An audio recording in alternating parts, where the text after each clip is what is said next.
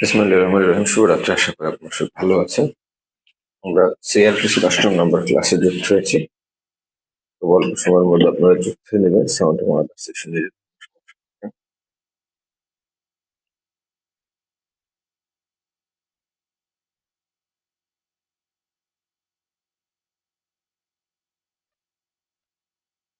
সেটা আমাকে অবগত করবেন। সেটা সলভ করে দেওয়ার চেষ্টা করব। ক্লাসের লিঙ্কটা আপনাদের সংশ্লিষ্ট মেসেঞ্জার গ্রুপে দিয়ে দিব, যাতে আপনারা সেখান থেকে অল্প সময়ের মধ্যে যুক্ত হতে পারেন।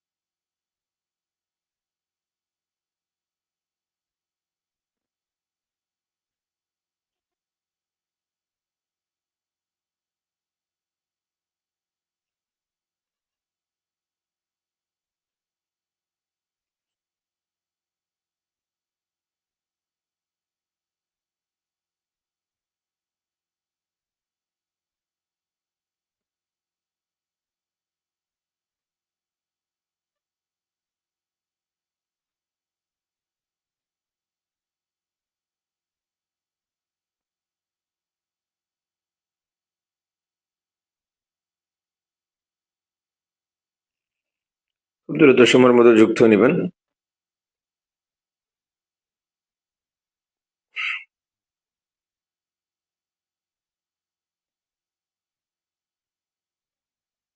সাউন্ড এবং আদার সেশনে যদি কোনো সমস্যা থাকে সেটা আমাকে জানাবেন, আমি সেটা সলভ করে দেওয়ার চেষ্টা করবো।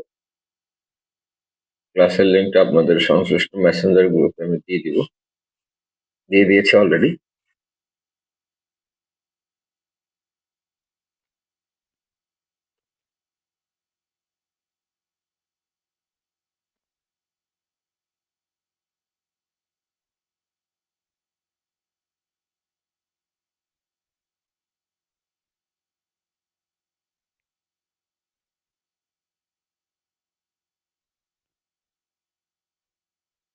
ওকে, সাউন্ড ক্লিয়ার আছে কিনা একটু জানাবেন। সাউন্ড ক্লিয়ার কিনা?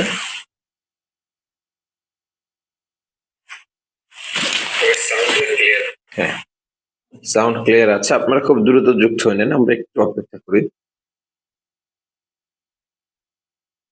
যাতে আপনারা দ্রুত যুক্ত হয়ে আজকে ক্লাসে পার্টিসিপেট করতে পারেন।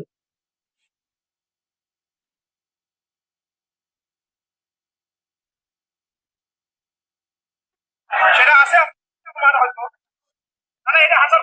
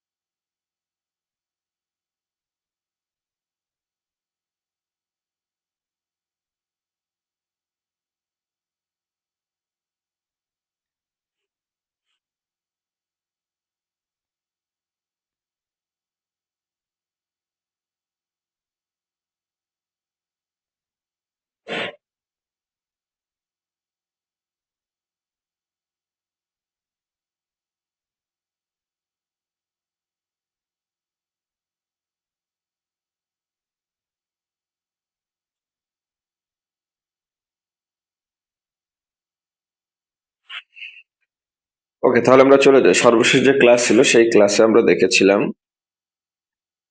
আমাদের আপিল এবং রিভিশন নিয়ে কথা বলেছিলাম। আজকে মূলত হচ্ছে আপিল রিভিশনের যে পরের অংশটা আছে সেটা দেখার চেষ্টা করব। এই অংশগুলো খুব ডিটেইল আমাদের দেখতে হবে না, সিস্টেমেটিক্যালি আমরা মোস্ট ইম্পর্টেন্ট যে জায়গাগুলো আছে সেই জায়গাগুলো নিয়ে আমরা কথা বলবো। আপনাদের যদি প্রিভিয়াস যে ক্লাসগুলো নিয়েছে সেই ক্লাসগুলোর বিষয়ে কোনো কোশ্চেন থাকে তাহলে সেটা করতে পারেন। আর যদি সবকিছু ঠিকঠাক থাকে তাহলে তো আহ, আপনাদের একটু জানিয়ে ফেলবো সবকিছু ঠিকঠাক আছে কিনা। খুব দ্রুত আমরা ক্লাসে চলে যাব। আমরা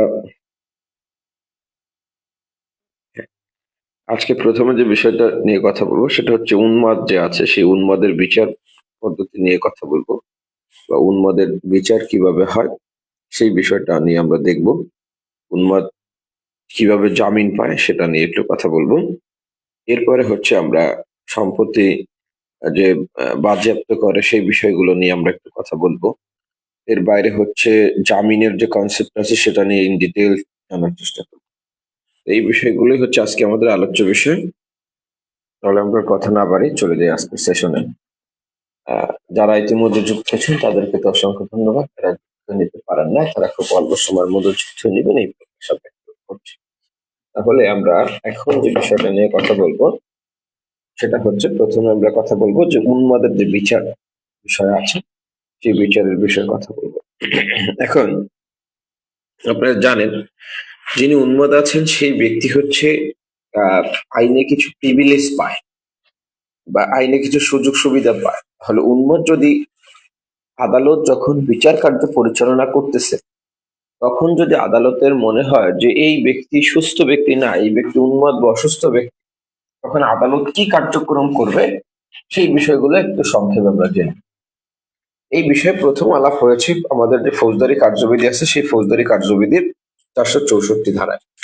464 ধারায় বলেছে যে আদালতে যখন বিচার কার্যক্রম পরিচালিত হচ্ছে তখন ম্যাজিস্ট্রেটের যদি মনে হয়, যে ম্যাজিস্ট্রেটের মনে হওয়ার যদি যুক্তিসঙ্গত কারণ থাকে, যুক্তিসঙ্গত কারণ, ম্যাজিস্ট্রেটের মনে হওয়ার মতো মতো যদি যুক্তিসঙ্গত কারণ থাকে, যুক্তিসঙ্গত কি কারণ থাকে, যে আসামির বিচার হচ্ছে সেই আসামি সুস্থ না, সেই আসামি একজন উন্মাদ বা মানসিক অসুস্থ, তাহলে ম্যাজিস্ট্রেট এখানে দুইটা কাজ করবে।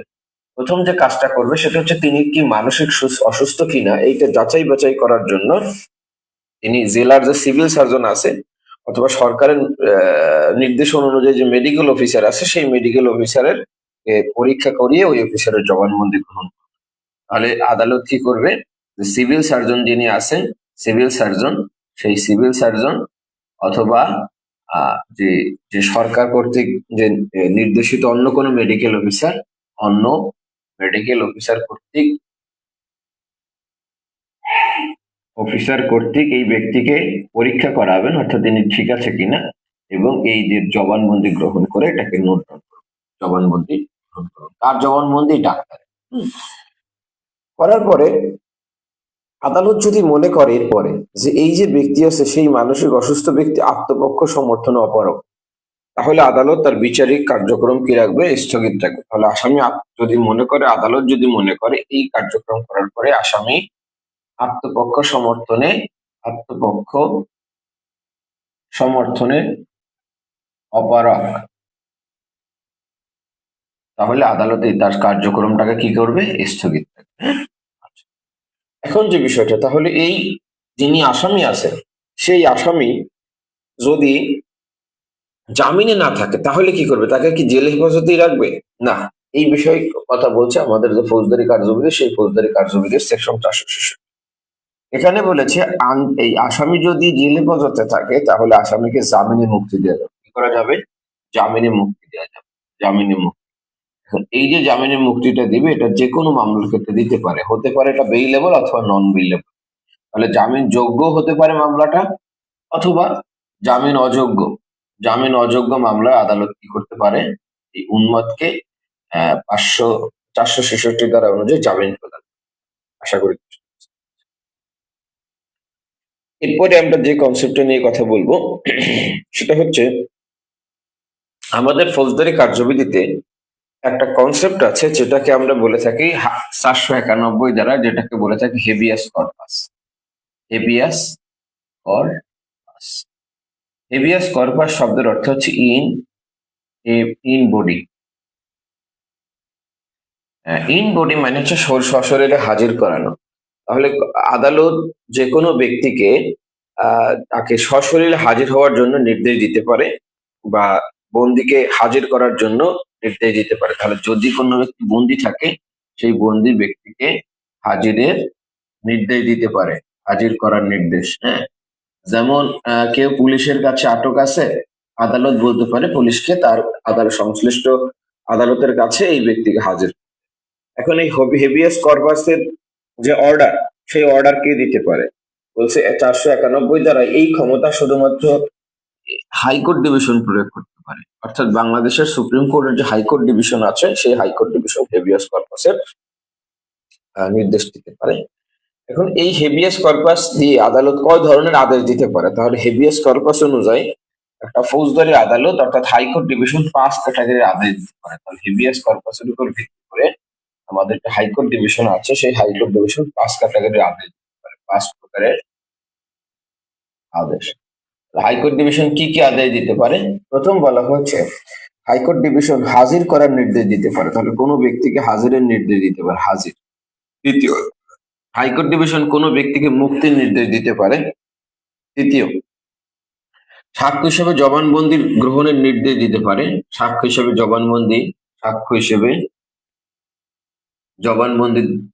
জবানবন্দির জন্য হাজির করার নির্দেশ দিতে পারে। চতুর্থ, হাইকোর্ট ডিভিশন কোর্ট মার্শালে হাজির হওয়ার নির্দেশ দিতে পারে। কোর্ট মার্শাল অথবা কমিশনে হাজিরের নির্দেশ দিতে পারে।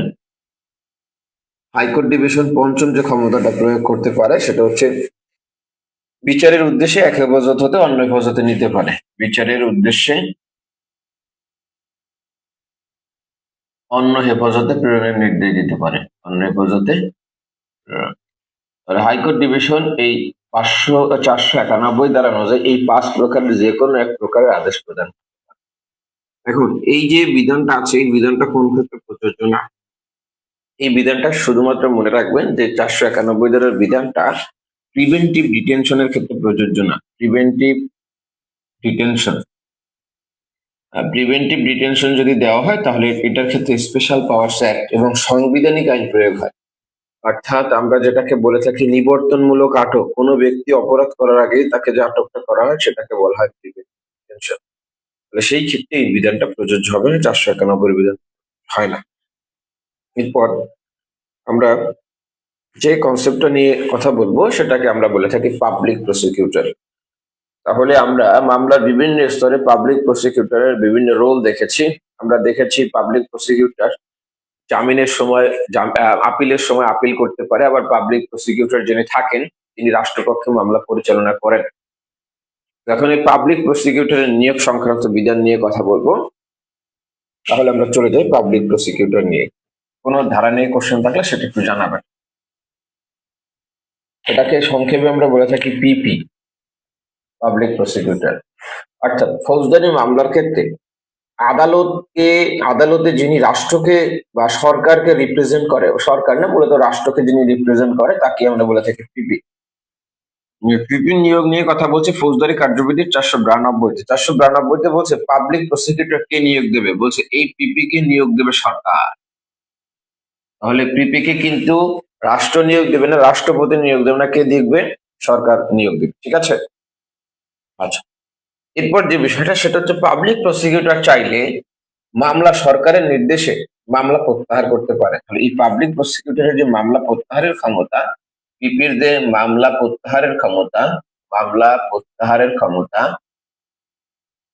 এই ক্ষমতা প্রদান করা হয়েছে ফৌজদারি কার্যবিধির 494 ধারায়। অর্থাৎ এই ধারা অনুযায়ী পাবলিক প্রসিকিউটর মামলা প্রত্যাহার করতে পারবে। এখন এই মামলা প্রত্যাহার কখন করতে পারবে এবং কি হবে মামলা প্রত্যাহারের ফলাফল?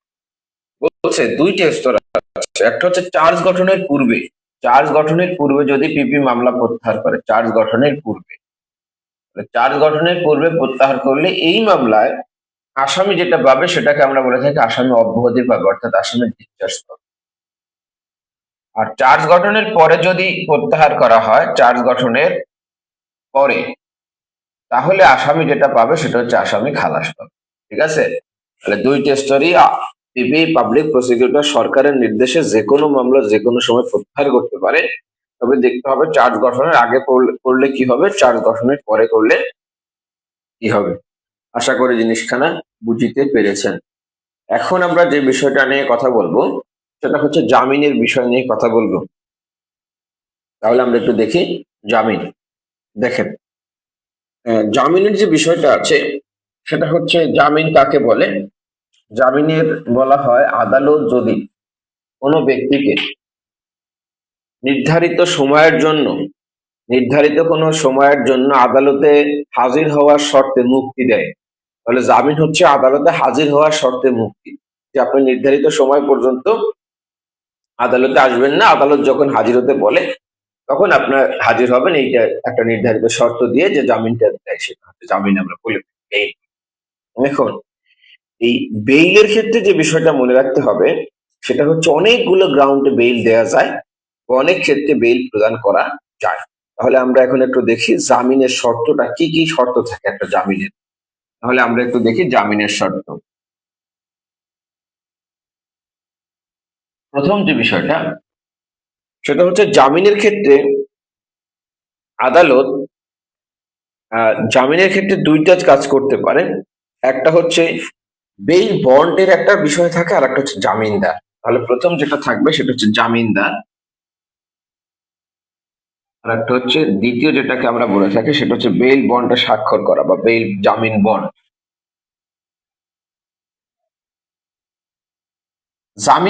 জামিনদার হচ্ছে যার হেফাজতে আদালত আপনাকে নির্ধারিত সময়ের জন্য মুক্তি দিল, সেই ব্যক্তিকে বলা হয়েছে তিনি আপনার জামিনদার।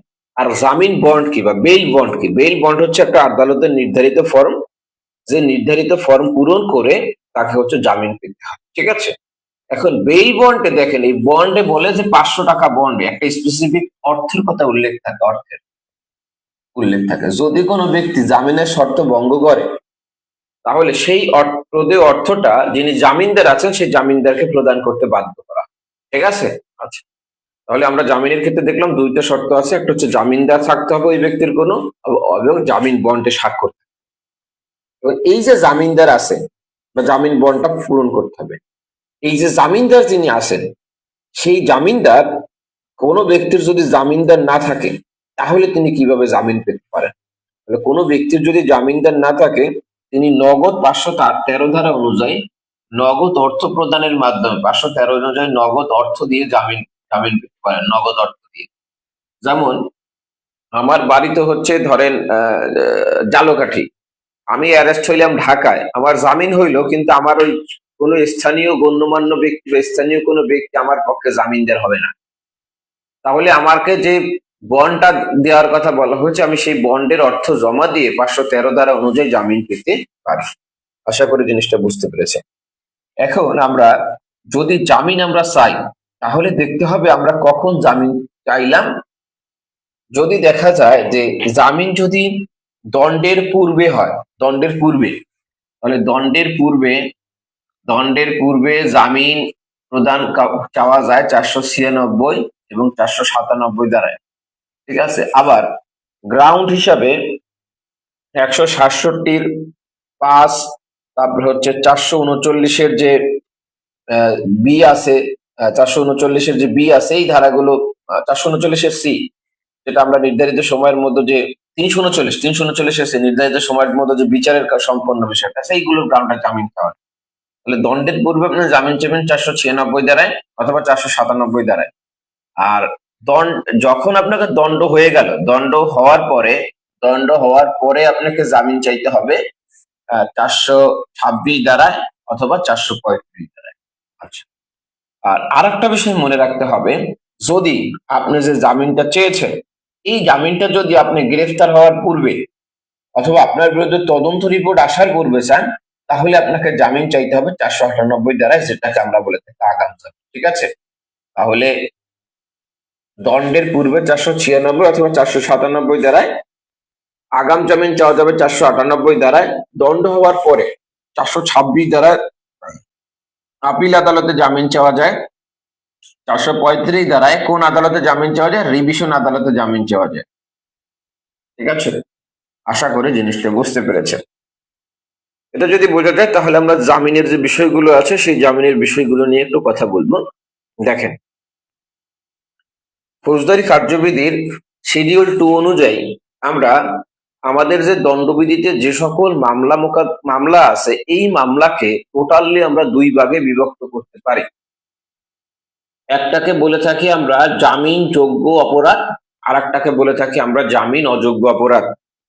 তাহলে যে অপরাধটা যদি জামিনযোগ্য অপরাধ হয়, সেই জামিনযোগ্য অপরাধ সম্পর্কে আলাপ করেছে ফৌজদারি কার্যবিধি 496 ধারায়।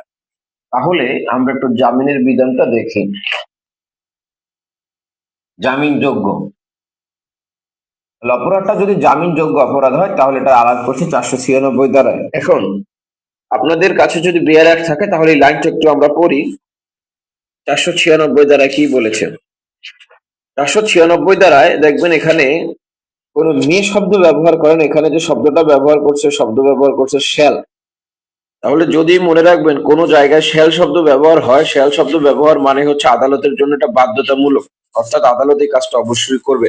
দেখেন বলছে, when any person other than a person accused of non-bailable offense is arrested or detained without warrant by an officer in charge of police station or appears or to brought before the court and it prepare at any time while the custody such officer or at any state of the proceeding before such court to give bail। তাহলে এখানে যে বিষয়টা বলছে, যদি কোনো ব্যক্তিকে আদালতে নন bailable অফেন্সে জামিন অযোগ্য অপরাধে আটক করা হয় অথবা পুলিশের হেফাজতে তিনি থাকেন, তাহলে আদালত তাকে কি করবে? অবশ্যই তাকে জামিন প্রদান করবে।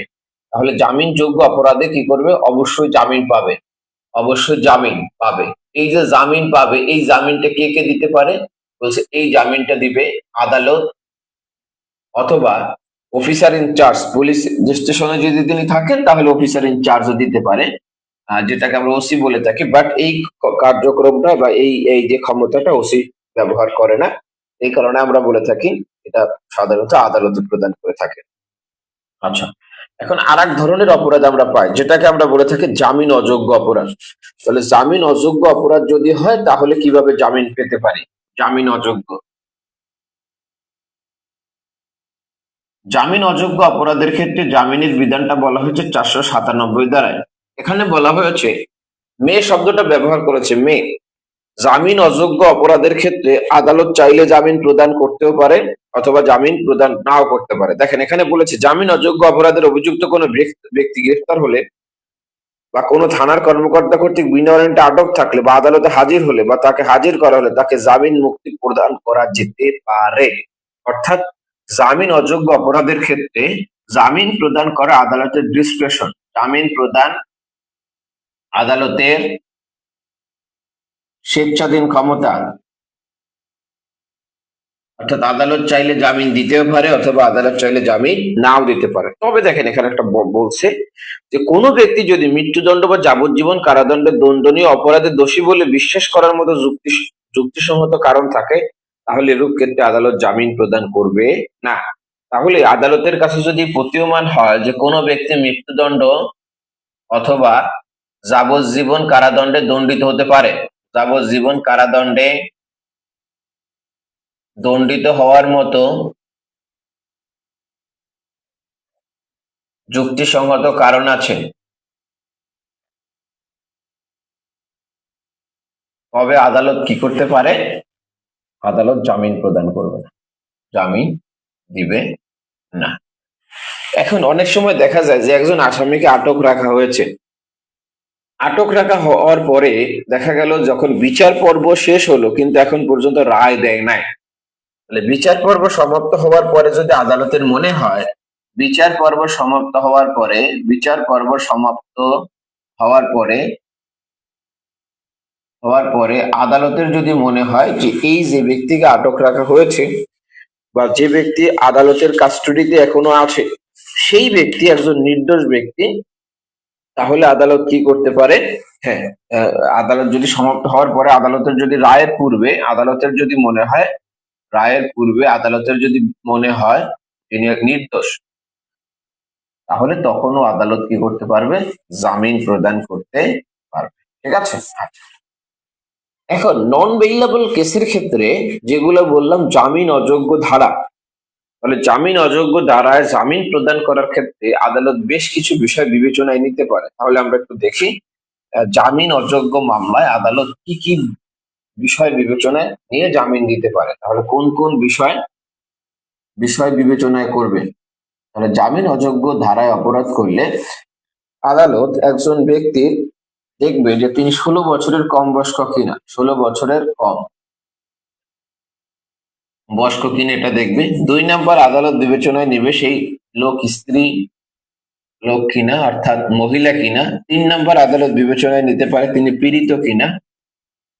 4 নাম্বার আদালত বিবেচনায় নিতে পারে ওই ব্যক্তি অক্ষম কিনা। এই বিষয়গুলো বিবেচনায় যে কোনো এই বিষয়গুলো গ্রাউন্ড গুলো বিবেচনায় আদালত জামিন প্রদান করতে পারে। ঠিক আছে, এটা যদি বোঝা যায় তাহলে আমরা এখন যে বিষয়টা নিয়ে কথা বলবো সেটা হচ্ছে আগাম জামিন। আচ্ছা, 498 ধারায় মূলত হচ্ছে 2টা ক্ষমতা আদালতকে প্রদান করেছে।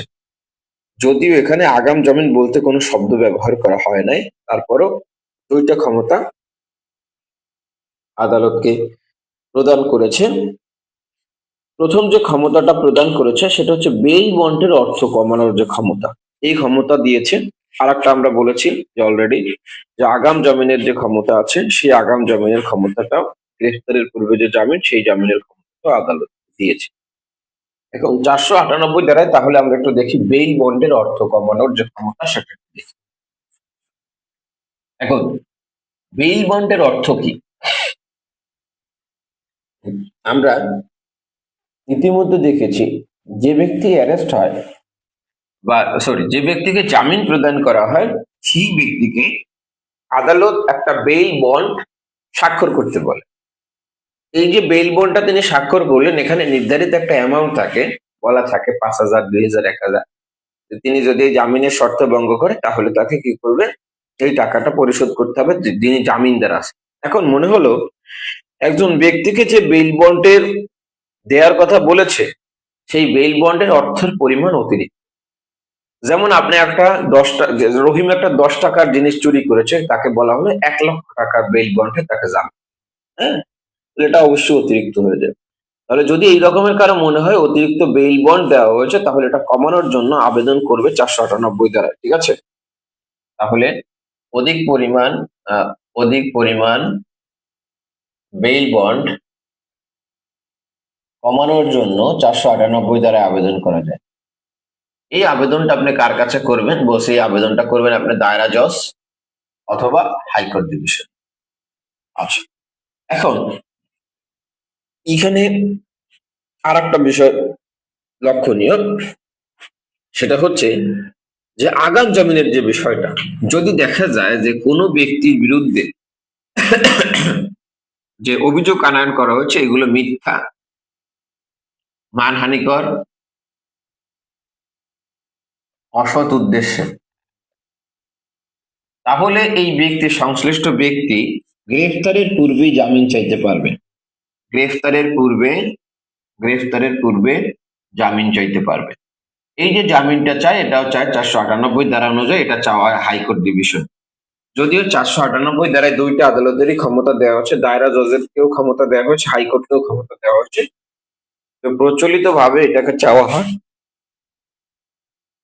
হাইকোর্ট ডিভিশনে। আচ্ছা, এখন একটা বিষয় সেটা হলো তাহলে এই ক্ষমতাটা কোথায় পেল? দেখেন 498 ধারায় বলেছে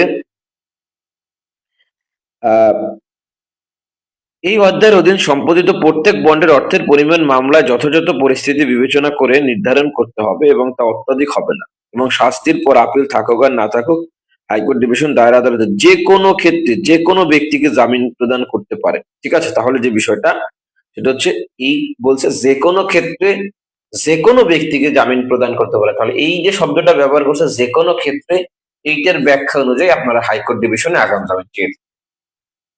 আচ্ছা, এখন এখানে আর এই আগাম জামিন কয় সপ্তাহের দিবে? সর্বোচ্চ 8 সপ্তাহের।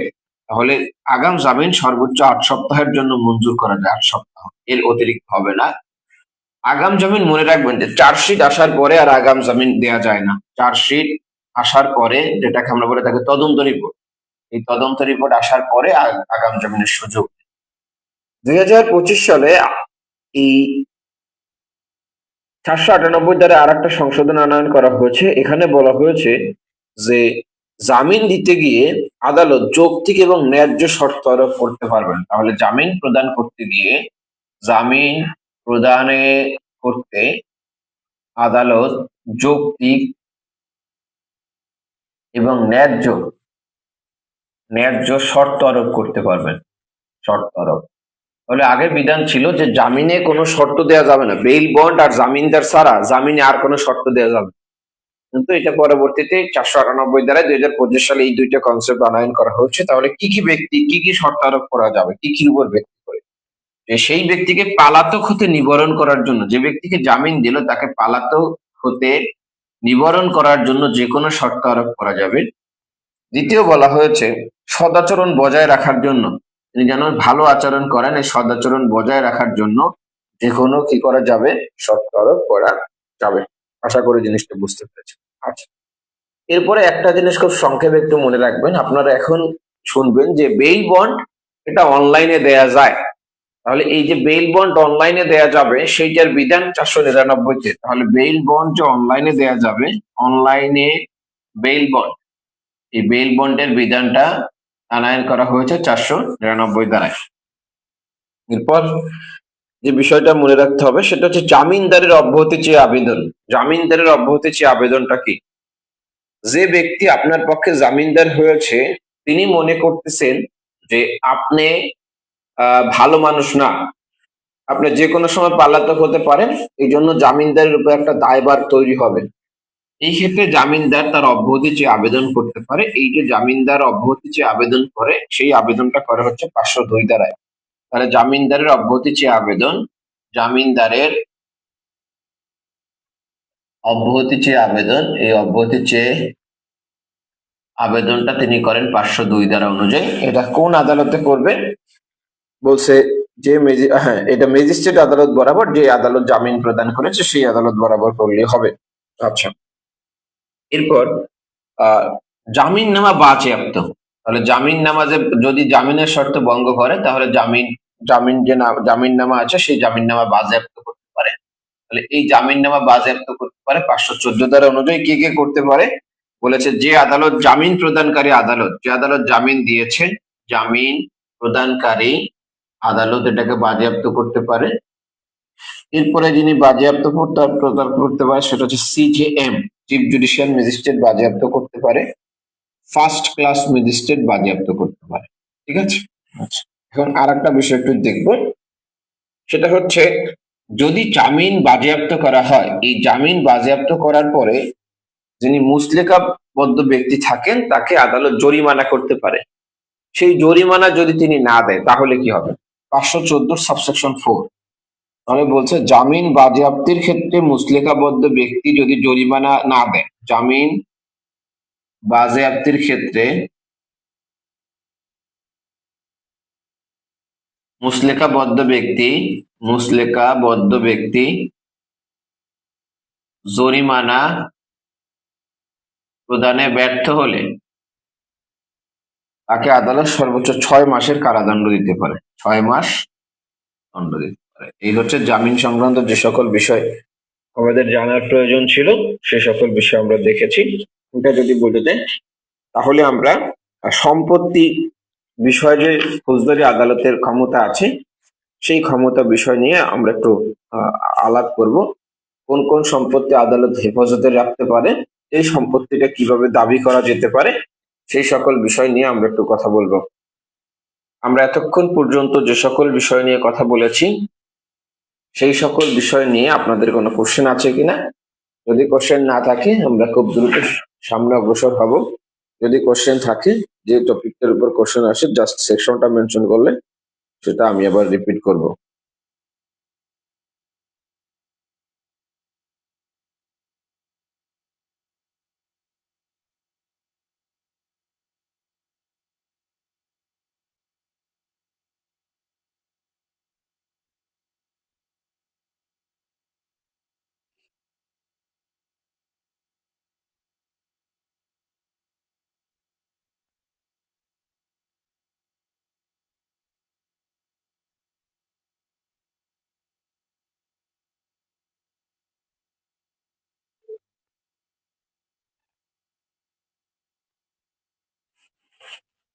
ওকে, ঠিক আছে, তাহলে আমরা সামনে অগ্রসর হই। এখন আমরা যে বিষয়টা নিয়ে কথা বলবো সেটা হচ্ছে সম্পত্তি হস্তান্তর বিষয়, আদালতের ক্ষমতা নিয়ে একটু কথা বলবো। দেখেন, একটা অপরাধ করার পরে কোনো সময় দেখা যায় যে ওই ব্যক্তিকে আটক করার সময় তাকে জব্দ করে কিছু সম্পত্তি পাওয়া যায়। আবার দেখা যায় যে কিছু সম্পত্তি আছে অপরাধ হওয়ার ক্ষেত্রে ব্যবহার হয়, কিছু জিনিস আছে যেটা যে সম্পত্তিগুলো দিয়েই অপরাধ করা হয়। এইগুলো কিভাবে হেফাজতে নেবে? তাহলে দেখা যায় যে আদালত সম্পত্তি হেফাজত ও বিলি বিলি ব্যবস্থা, তাহলে এই কনসেপ্ট গুলো নিয়ে আমাদের ফৌজদারি কার্যাবলীর 516 থেকে সেকশন 530 পর্যন্ত আলাপ। 516 এতে যে বিষয়টা বলেছে যে কোন কোন সম্পত্তি আদালত হেফাজতে নিতে পারবে, বলছে কোন কোন সম্পত্তি হেফাজতে নেওয়া যায়, আদালত হেফাজতে নেওয়া যায়। 1 নম্বর বলছে যে সম্পত্তি বিষয়ে অপরাধ সংগঠন করা হয়েছে, যে সম্পত্তি বিষয়ে অপরাধ হয়েছে, যেমন আপনার ফোন চুরি করলো, আপনার ফোনটা আদালত হেফাজতে নিতে পারবে। 2, যে সম্পত্তি অপরাধ করার জন্য ব্যবহার হয়েছে, যে সম্পত্তি অপরাধ করার জন্য ব্যবহার হয়, করার জন্য ব্যবহার, সেই সম্পত্তিও আদালত হেফাজতে নিতে পারবেন। 3, বলা হয়েছে যে সম্পত্তি অনুসন্ধান বা বিচারের সময় ফৌজদারি আদালতে হাজির করা হয়েছে। ঠিক আছে, তাহলে যে সম্পত্তি যেটাকে আমরা বললাম অনুসন্ধান বা বিচারের সময়, অনুসন্ধান বা বিচারের সময় আদালত হাজির করা হয়েছে, সেই সম্পত্তি সমূহ আদালত কি করতে পারে? হেফাজতে নিতে পারে। ঠিক আছে, আচ্ছা, এখন যে বিষয়টা সেটা হচ্ছে যদি দেখা যায় এই যে সকল সম্পত্তির কথা বলা হয়েছে, এই সকল সম্পত্তি আচ্ছা এটা লাগবে না,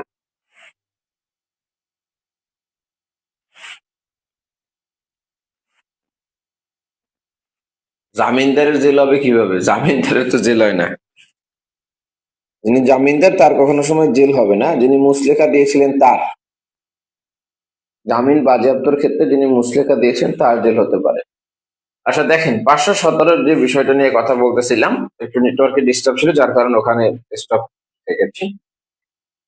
517-তে বলা হয়েছে যে সম্পত্তিটা আদালত হেফাজতে নিল, আদালত সেটাকে কি করতে পারে? বলছে আদালত এই সম্পত্তি ধ্বংস করতে পারে, বাজেয়াপ্ত বা অঙ্কনের মাধ্যমে হস্তান্তরের নির্দেশ দিতে পারে। তাহলে আদালত এই সম্পত্তি ধ্বংস করতে পারে, বাজেয়াপ্ত করতে পারে, অথবা অর্পণের নির্দেশ দিতে পারে। অর্পণের নির্দেশ 417 ধারা অনুযায়ী এই ক্ষমতা আদালত প্রয়োগ করতে পারে। এরপর দেখে সেকশন 523। সেকশন 523 যে বিষয়টা বলছে যে ক্ষেত্রে কোনো ব্যক্তিকে অ্যারেস্ট করা হলো, অ্যারেস্ট করার সময় যে সম্পত্তিটা তার থেকে জব্দ করা হয়, তাহলে যদি কোনো আদালত যদি দেখে কোনো চোরাই মাল জব্দ হয়েছে, অথবা 51 ধারা অনুযায়ী কোনো ব্যক্তিকে কোনো সম্পত্তি জব্দ হয়েছে, সম্পত্তির জব্দ 51 ধারা বলছে অ্যারেস্ট করার সময় তাকে যে সার্চ করা হয়, এই কারণে যদি কোনো সম্পত্তি জব্দ করা হয়, তাহলে এই সম্পত্তি আপনি কিভাবে পাবেন? তাহলে বলা হয়েছে এই সম্পত্তি আদালত আটক রাখবে এবং এই সম্পত্তি ক্রোক করতে পারে আদালত। তবে যে ব্যক্তির এই সম্পত্তি অ্যারেস্ট করা হয়েছে বা জব্দ করা হয়েছে তিনি 1 মাসের মধ্যে, কয় মাসের মধ্যে? 1 মাসের মধ্যে হাজির হয়ে এই সম্পত্তি দাবি করতে হবে। ঠিক আছে, তাহলে তিনি কি করতে পারবেন, 1 মাসের মধ্যে হাজির হয়ে এই সম্পত্তির যে দাবি আছে সেই দাবি প্রতিষ্ঠা করতে পারবেন। সেকশন 424, 524, সরি, 524, এখানে বলা হয়েছে যদি যে সম্পত্তি এই আটক করা হয়েছে বা আদালতের হেফাজতে নেওয়া হয়েছে, এই সম্পত্তি যদি 6 মাসের মধ্যে, যার সম্পত্তি করা হয়েছে তিনি যদি 6 মাসের মধ্যে হাজির না হয়, তাহলে এটা সম্পত্তি সরকারের হেফাজতে চলে যাবে। তাহলে যার সম্পত্তি এরকম চোরাই মাল বা যার সম্পত্তি প্রয়োগ করা হয়েছে, তিনি যদি 6 মাসের মধ্যে হাজির না হয়, 6 মাসের মধ্যে হাজিরে ব্যর্থ হলে এটা কি করে যাবে, সরকারি হেফাজতে চলে যাবে, সরকারি হেফাজত। এই হচ্ছে সম্পত্তির বিষয়ে বিধান। কোশ্চেন আছে কিনা জানিয়ে ফেলতে পারেন। 225 নাম্বার বলছি, 499 ধারা অনুযায়ী অনলাইনে আপনি বেইল বন্ড দিতে পারবেন 499 ধারা অনুযায়ী। আর 498 ধারা অনুযায়ী 2025 সালে সংশোধন আনয়ন করা হয়েছে। এখানে বলা হয়েছে যে আপনি আদালত চাইলে যে কোনো ব্যক্তিকে নির্ধারিত শর্তে জামিন দিতে পারেন। এই যে শর্তের বিষয়টা আগে ছিল না, এটা পরবর্তীতে ইনক্লুড করা হয়েছে। আশা করি জিনিসটা বুঝতে পেরেছেন। এটা যদি বোঝা যায় অথবা অন্য কোনো কোশ্চেন যদি থাকে, সেই কোশ্চেন থাকলে করতে পারেন। এখন আমরা একটু মামলা স্থানান্তরের যে ক্ষমতা আছে সেই মামলা স্থানান্তরের ক্ষমতা নিয়ে কথা বলবো। এখান থেকে আপনাকে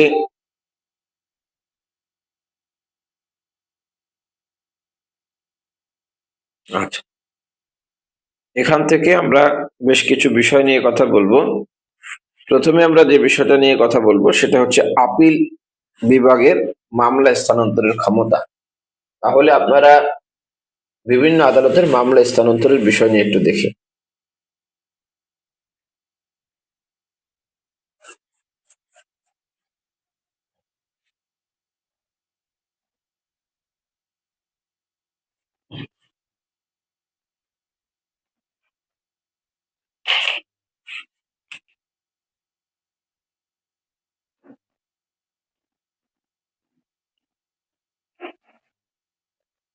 এই মামলা স্থানান্তরের বিষয় প্রথম হচ্ছে আপিল বিভাগের। তাহলে বাংলাদেশে সুপ্রিম কোর্টের 2টা বিভাগ আছে, একটা হচ্ছে হাইকোর্ট বিভাগ আর একটা হচ্ছে আপিল বিভাগ। তাহলে আপিল বিভাগ মামলা স্থানান্তর করতে পারে 525-এর এ ধারা অনুযায়ী, 525-এর ক ধারা অনুযায়ী আপিল বিভাগ মামলা স্থানান্তর করতে পারে। তাহলে এগুলো কি পারে, তিনি ফৌজদারি মামলাও স্থানান্তর করতে পারে অথবা আপিল স্থানান্তর করতে পারে। এই যে মামলা বা আপিল স্থানান্তর করতে পারে, সেটা পারে 2টা ক্ষেত্রে পারে আপিল বিভাগ, 2টা ক্ষেত্রে। 1 নাম্বার পারে, এটা হচ্ছে ন্যায় বিচারের স্বার্থে, আর একটা হচ্ছে পক্ষদের সুবিধার জন্য। ন্যায় বিচারের জন্য পারে, আর একটা হচ্ছে পক্ষদের সুবিধার জন্য পারে। পক্ষদের সুবিধার জন্য আপিল বিভাগ এই ক্ষমতা প্রয়োগ করতে পারে। আপিল বিভাগ এটা কারো আবেদনের প্রেক্ষিতে পারে অথবা আপিল বিভাগ এটা স্বেচ্ছায় পারে। দ্বিতীয় যে বিষয়টা সেটা হচ্ছে আমরা আরেকটা আদালতের কথা জানি, যেটাকে বলে থাকি আমরা হাইকোর্ট ডিভিশন। তাহলে হাইকোর্ট ডিভিশনও মামলা এবং আপিল স্থানান্তর করতে পারে। হাইকোর্ট ডিভিশন পারে 526 ধারা অনুযায়ী। এই 526 ধারা অনুযায়ী আদালত মামলা স্থানান্তর অথবা প্রত্যাহার করতে পারে। স্থানান্তর বা প্রত্যাহারের ক্ষমতা প্রয়োগ করতে পারে। এই ক্ষমতাগুলো প্রয়োগ করতে পারবে হাইকোর্ট ডিভিশন 5টি ক্ষেত্রে। তাহলে প্রথমে বলা হয়েছে যে হ্যাঁ, নিরপেক্ষ অনুসন্ধান বা বিচারের জন্য এটা করতে পারে, নিরপেক্ষ বিচারের জন্য করতে পারে হাইকোর্ট ডিভিশন। দ্বিতীয় বলা হয়েছে হাইকোর্ট ডিভিশনে যদি দেখে জটিল আইনি প্রশ্ন জড়িত আছে, জটিল আইনি বিষয় জড়িত থাকলে এটা স্থানান্তর করতে পারে বা প্রত্যাহার করতে পারে। তৃতীয় দেখা গেল এখানে যে বিষয়টা আছে সেটা হচ্ছে অনুসন্ধান বা বিচারের প্রয়োজনে এটা ট্রান্সফার করা দরকার, অনুসন্ধান বা বিচারের জন্য এটাকে ট্রান্সফার করা দরকার। চতুর্থ যে বিষয়টা বলা হয়েছে সেটা হচ্ছে পক্ষের জন্য সুবিধার জন্য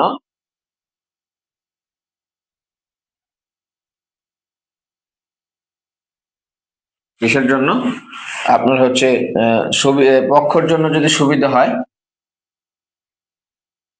এই জন্য করতে পারে, অথবা 5 নম্বরে যে বিষয়টা বলেছে সেটা হচ্ছে ন্যায় বিচারের স্বার্থে এই কাজটা করতে পারে, ন্যায় বিচারের স্বার্থে। তাহলে এই ক্ষেত্রগুলো এই কাজটা করতে পারে আপনার হচ্ছে হাইকোর্ট ডিভিশন, হ্যাঁ। আচ্ছা, এখন যদি দেখা যায় যে হাইকোর্ট ডিভিশনে যে আবেদনটা করা হচ্ছে এটা মিথ্যা, তুচ্ছ বা বিরক্তিকর, তাহলে হাইকোর্ট ডিভিশন কি করতে পারে? সেটা হচ্ছে আহ যদি দেখা যায় যে হাইকোর্ট ডিভিশনে যে আবেদনটা করা হয়েছে এই আবেদনটা একটা মিথ্যা আবেদন বা তুচ্ছ আবেদন অথবা বিরক্তিকর আবেদন,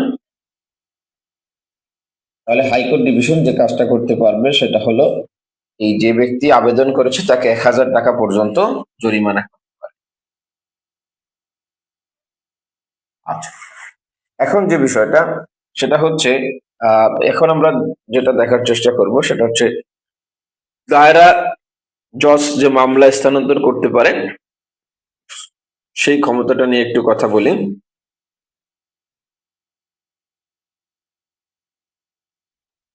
দায়রা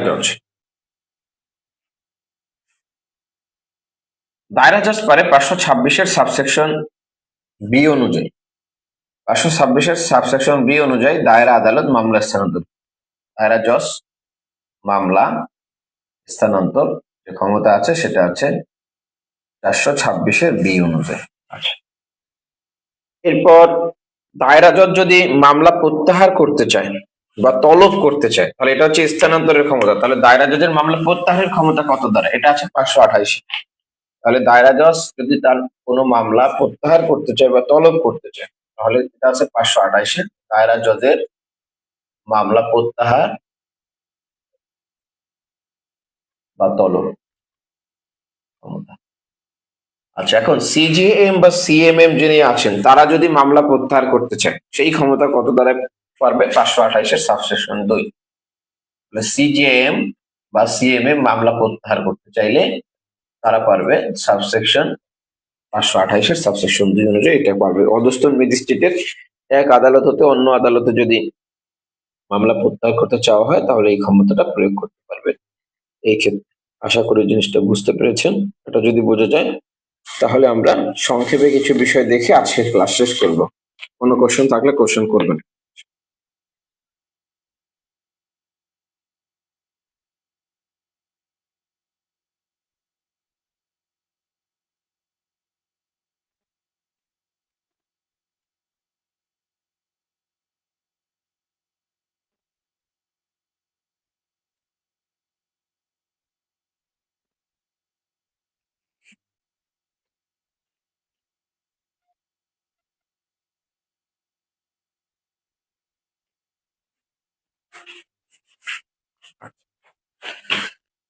তাহলে এখন আমরা খুব সংক্ষেপে কিছু বিষয় দেখব।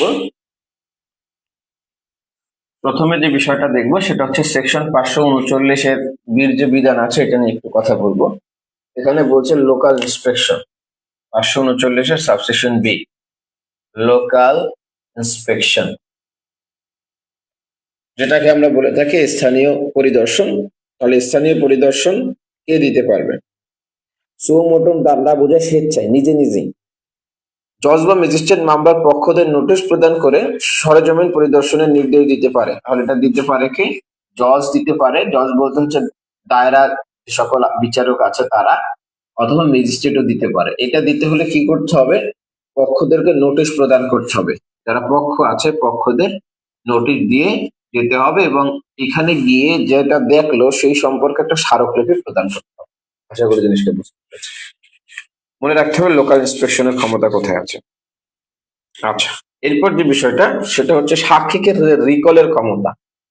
তাহলে সাক্ষী রিকল, ফৌজদারি মামলায় সাক্ষী রিকল করা যায় 540 ধারা অনুযায়ী। অর্থাৎ যে সাক্ষী একবার সাক্ষ্য হয়েছে তাকে আবার ডাকা, অথবা যার এখন পর্যন্ত সাক্ষী হয় না তাকে ডাকা হয় 540 ধারায়, যেটাকে আমরা বলে থাকি সাক্ষী রিকল। 540-এর এখানে যে বিষয়টা সেটা হচ্ছে আসামির অনুপস্থিতিতে বিচার কার্যক্রম পরিচালনা। আগে বিধান ছিল আসামির অনুপস্থিতি থাকলে আদালত কি করতে পারবে না? বিচার কার্যক্রম পরিচালিত মানে আত্মপক্ষ সমর্থন করতে পারবে না। কিন্তু 540-এর কয়ে বলা হয়েছে যে আসামির যদি অনুপস্থিত থাকে, এটা যদি যৌক্তিক কারণ থাকে, আসামি অনুপস্থিত থাকলে তার পক্ষে আইনজীবী বিচার কার্যক্রমে অংশগ্রহণ করতে পারে। বিচার কার্যক্রমে অংশগ্রহণ করতে পারবে। তাহলে আমরা যেটাকে বলে থাকি যে আসামির অনুপস্থিতিতে জেরা, তাহলে এই আসামির অনুপস্থিতিতে জেরা এই ধারায় করা যায়, এই ধারার আবেদনের প্রেক্ষিতে করা যায়। আসামির অনুপস্থিতিতে জেরাটা এই ধারার অধীন করা যায়। আশা করি জিনিসটা বুঝতে পেরেছেন। এরপর আমরা যে বিষয়টা দেখার চেষ্টা করবো সেটা হচ্ছে সাক্ষী এবং ভিকটিমের যে সুরক্ষার বিধান, এটা আগে ছিল না, পরবর্তীতে অ্যাড করা হয়েছে 544 ধারায়। এখানে বলা হয়েছে ভিকটিম এবং সাক্ষী সুরক্ষার জন্য আদালত প্রয়োজনীয় আদেশ দিতে পারবেন এবং যে আদেশ দেওয়া প্রয়োজন সেই আদেশ দিতে পারবেন। তাহলে কি করা হয়েছে, সাক্ষী এবং ভিকটিম, সাক্ষী এবং ভিকটিমের সুরক্ষা, সাক্ষী ও ভিকটিম সুরক্ষা, এই সুরক্ষার জন্য আদালত যে কোনো আদেশ প্রদান করবে, যে কোনো আদেশ। দেখা গেল আগে ফৌজদারি মামলায় কেউ সাক্ষী দিতে আসলে তাকে থ্রেট করা হতো, আদালতের যদি এটা দেখা যায় যে এই রকমের অবস্থার পরিস্থিতি সৃষ্টি হলো, তাহলে আদালত যে তাকে নিরাপত্তা দেওয়ার জন্য যে কোনো ধরনের আদেশ প্রদান করতে পারবে। আশা করি জিনিসটা বুঝতে পারছি। এরপরে যে বিষয়টা সেটা হচ্ছে অনেক সময় দেখা যায় আমরা জরিমানার যে বিষয়টা আছে সেই জরিমানাটা আদালত কি কিভাবে ব্যয় করতে পারে, এটা বলছে 545 দ্বারা। আদালত যে জরিমানাটা করলো, এই জরিমানা আদালত চাইলে ক্ষতিপূরণ হিসাবে বা অন্যান্য ব্যয় হিসাবে ব্যয় নির্দেশ দিতে পারবে। তাহলে জরিমানা টাকা হতে মামলার ব্যয়ের খরচ বা ক্ষতিপূরণ খরচের নির্দেশ দিতে পারবে। তাহলে জরিমানা যেটা করা হলো এটা থেকে মামলার ব্যয় খরচ এটাও দিতে বলতে পারে, অথবা ক্ষতিপূরণ আকারে যে কোনো অংশ, ক্ষতিপূরণ আকারে টাকা দিতে বলতে পারে। যেটা জরিমানা করলো এটা পক্ষকে দিতে পারে যদি আদালত এটা চায়, 545 ধারার মধ্যে। এরপরে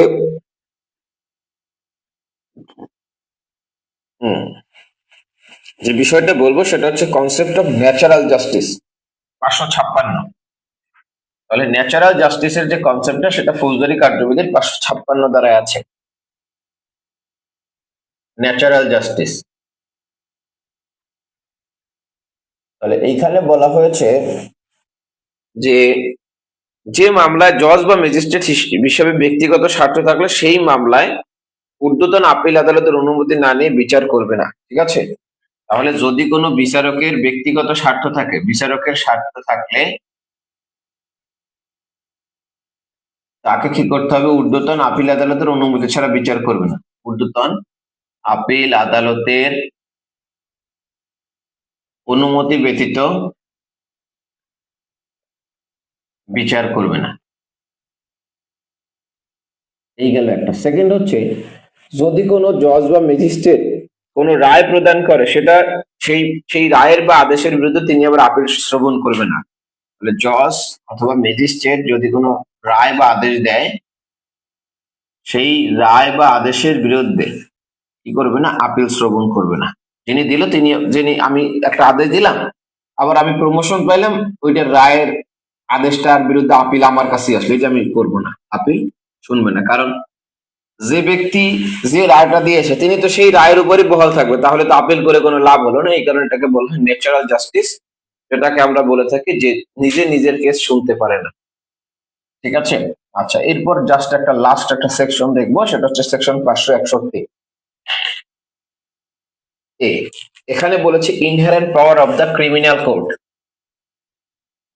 সহজাত ক্ষমতা। তাহলে এই ফৌজদারি কার্যবিধির ক্ষেত্রে সহজাত ক্ষমতা দেওয়া হয়েছে শুধুমাত্র হাইকোর্ট ডিভিশনকে। দেওয়ানি আদালতের ক্ষেত্রে দেখি সকল দেওয়ানি আদালতের সহজাত ক্ষমতা রয়েছে, কিন্তু শুধুমাত্র ফৌজদারি মামলার ক্ষেত্রে হাইকোর্ট ডিভিশনের সহজাত ক্ষমতা রয়েছে। হাইকোর্ট ডিভিশন দুইটা ক্ষেত্রে সহজাত ক্ষমতা তিনটা ক্ষেত্রে ব্যবহার করতে পারে। সেটা হচ্ছে এই আইনের কোনো বিধান কার্যকরের জন্য এই ক্ষমতা ব্যবহার করতে পারে। ফৌজদারি আদালত আপনার হচ্ছে আদালতের কার্যক্রমের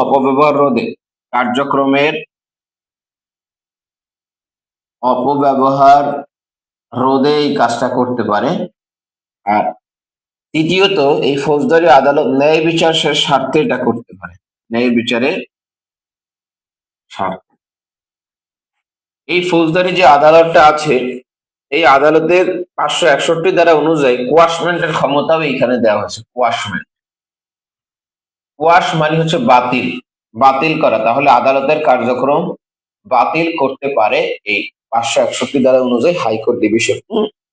তাহলে মামলার যে কোনো পর্যায়ে আপনি চাইলে যে কার্যক্রমটা চলতেছে এই কার্যক্রম যদি আইনসিদ্ধ না হয়, অবৈধ হয়, তাহলে এই কার্যক্রমকে আপনি বাতিল চাইতে পারেন 561। তাহলে এই ছিল আজকের আলোচনার বিষয়। আমাদের এখন বাকি থাকলো সেকশন 1 থেকে 154। নেক্সট 2টা ক্লাসে এই ধারাগুলো নিয়ে আলাপ করব। আপনাদের যদি আজকের সেশন নিয়ে কোনো কোশ্চেন থাকে কোশ্চেন করতে পারেন, যদি কোনো কোশ্চেন না থাকে তাহলে আমরা আজকে বিদায় নেব। আগামীকাল রাত 9:30 আমরা পরবর্তী ক্লাস নিব এবং শেষ ক্লাসটা আমরা নিব হচ্ছে 8 তারিখে।